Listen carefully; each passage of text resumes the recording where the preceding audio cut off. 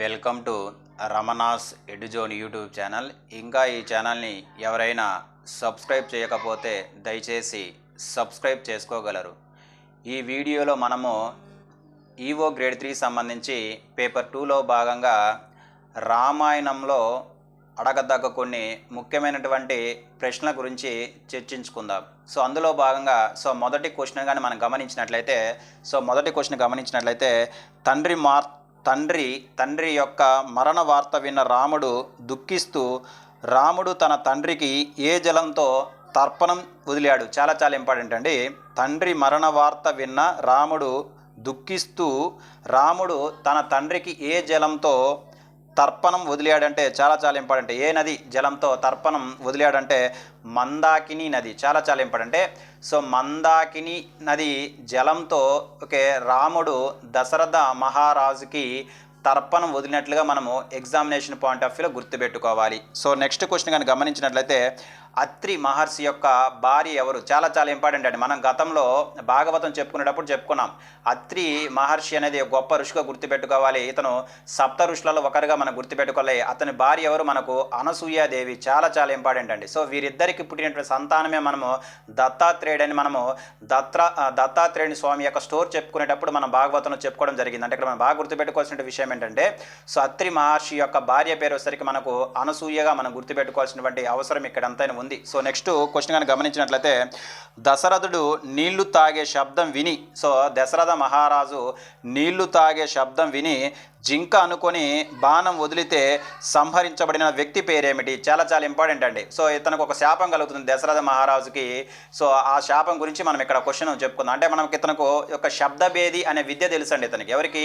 దశరథ మహారాజుకి శబ్దభేది అనే విద్య తెలుసు. అంటే శబ్దభేది విద్య ఏంటంటే తను విని అంటే వినకడు విని బాణంతో వదిలి చంపే జ్ఞానం అతనికి ఉంటుంది దశరథ మహారాజుకి. ఆ దశరథ మహారాజు ఏం చేస్తారంటే ఒకరోజు వేటకు వెళ్ళినప్పుడు నీళ్లు తాగే శబ్దం విని జింక అనుకొని బాణం వదిలితే అనుకోకుండా అక్కడ ఒక వ్యక్తి ఒక బ్రాహ్మణుడు చనిపోవడం జరుగుతుంది. ఆ బ్రాహ్మణుడి పేరే మనకు వచ్చేసరికి శ్రవణుడు. చాలా ఇంపార్టెంట్. అక్కడ మరణించినటువంటి వ్యక్తి ఎవరంటే మనకు శ్రవణ మహర్షి అని గుర్తుపెట్టుకోవాల్సిన అవసరం ఇక్కడ అంతైనా ఉంది.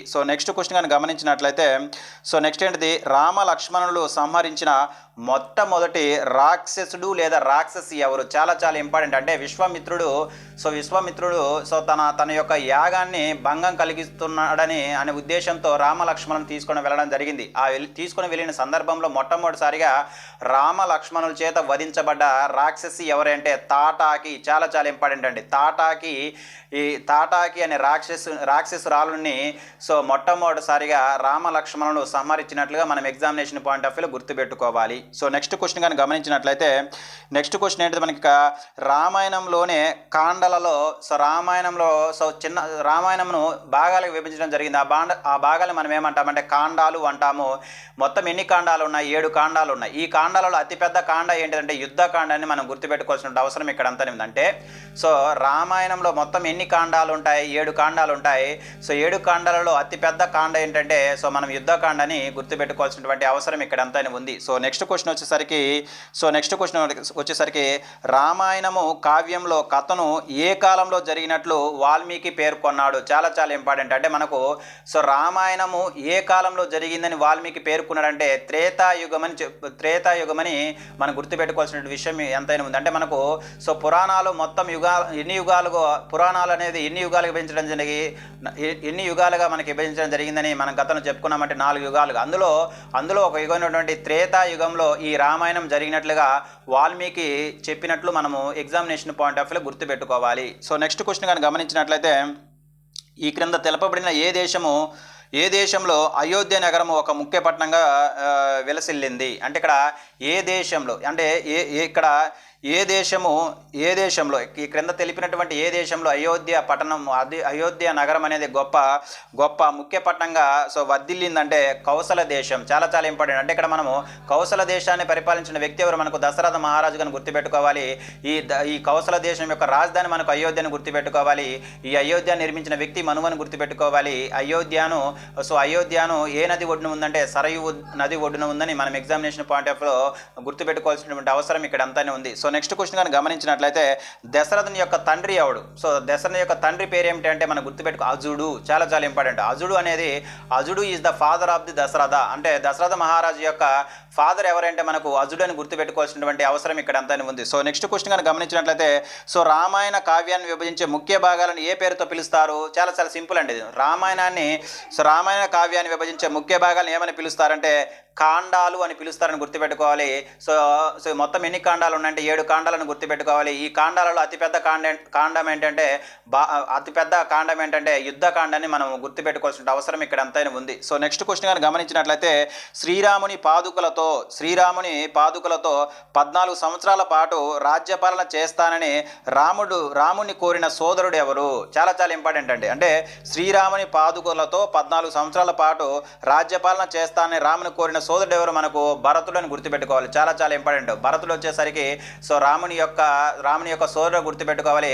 భరతుని యొక్క తండ్రి దశరథ మహారాజు తల్లి అదేవిధంగా కైకేయి అని గుర్తుపెట్టుకోవాలి. కైకేయికి యొక్క చెలికత్తె ఉందండి. దుర్బుద్ధి బోధించినటువంటి చెలికత్తె ఎవరంటే మనకు మందరాన్ని గుర్తుపెట్టుకోవాల్సిన అవసరం ఇక్కడ అంతా. సో ఈ 14 సంవత్సరాల పాటు మీ యొక్క పాదాలతో నేను రాజ్యాన్ని పరిపాలిస్తానని చెప్పిన వ్యక్తి మనకు భరతుడు గుర్తుపెట్టుకోవాలి. అదేవిధంగా ఇక్కడ ముఖ్యమైన పాయింట్ ఏంటంటే భరతుడు ఏ ప్రాంతం నుంచి చాలా చాలా నంది గ్రామం అనే ప్రాంతం నుంచి, చాలా చాలా ఇంపార్టెంట్. నంది గ్రామం అనే ప్రాంతం నుంచి భరతుడు సో రాముని యొక్క పాదాలను ఉంచి పరిపాలించినట్లుగా మనం ఎగ్జామినేషన్ పాయింట్ ఆఫ్ వ్యూ గుర్తుపెట్టుకోవాలి. సో నెక్స్ట్ క్వశ్చన్ కానీ గమనించినట్లయితే రాముడు సీత మరియు లక్ష్మణులను అడవికి పంపిన రథం అంటే రాముణ్ణి అదేవిధంగా సీతను అదేవిధంగా లక్ష్మణ్ని సో వీరు ముగ్గురు కూడా సో తండ్రి మాటకు ఎక్కడికి వెళ్ళారు? 14 సంవత్సరాలకు వనవాసానికి వెళ్ళేటప్పుడు సో ఆ రథాన్ని నడిపిన వ్యక్తి అంటే వనవాసానికి దింపడానికి రథాన్ని నడిపిన వ్యక్తి మనకు ఒకసారి సుమంతుడు. చాలా చాలా ఇంపార్టెంట్. సుమంతుడు అనే వ్యక్తి ఎవరంటే ఇక్కడ దశరథ మహారాజు యొక్క మంత్రులలో ముఖ్యమైనటువంటి మంత్రిగా మనం గుర్తుపెట్టుకోవాల్సిన అవసరం ఇక్కడ అంతా ఏంటంటే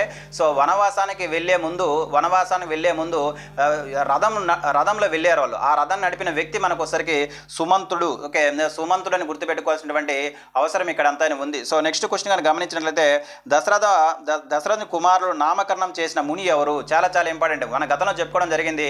సో దశరథ మహారాజు యొక్క కులగురు ఎవరు? వశిష్ఠుడు. ఈ వశిష్ఠుడి చేతనే సో దశరథ మహారాజుకు పుట్టినటువంటి సంతానానికి పేరు పెట్టిన వ్యక్తి అంటే భరత రామ లక్ష్మణ శత్రుఘ్నులని పేరు పెట్టిన వ్యక్తి ఎవరంటే మనకు వశిష్ఠ మహర్షిగా మనం గుర్తుపెట్టుకోవాల్సినటువంటి అవసరం ఇక్కడ అంతానే ఉంది. ఇతనే సో దశరథ మహారాజు యొక్క కులగురుగా మనం గుర్తుపెట్టుకోవాల్సినటువంటి అవసరం ఎంతైనా ఉంది. సో నెక్స్ట్ క్వశ్చన్ కానీ గమనించినట్లయితే సో దశరథుడికు పిల్లలు లేరండి. సో దశరథుడు పిల్లలు పుట్టడం కోసము చేసిన యాగం పేరేమిటి? చాలా చాలా చాలా ఇంపార్టెంట్ అండి. అంటే దశరథ మహారాజు సంతానం కోసం చేసినటువంటి యాగం పేరేంటంటే పుత్రకామేష్టి యాగం. చాలా చాలా పుత్రకామేష్టి యాగము.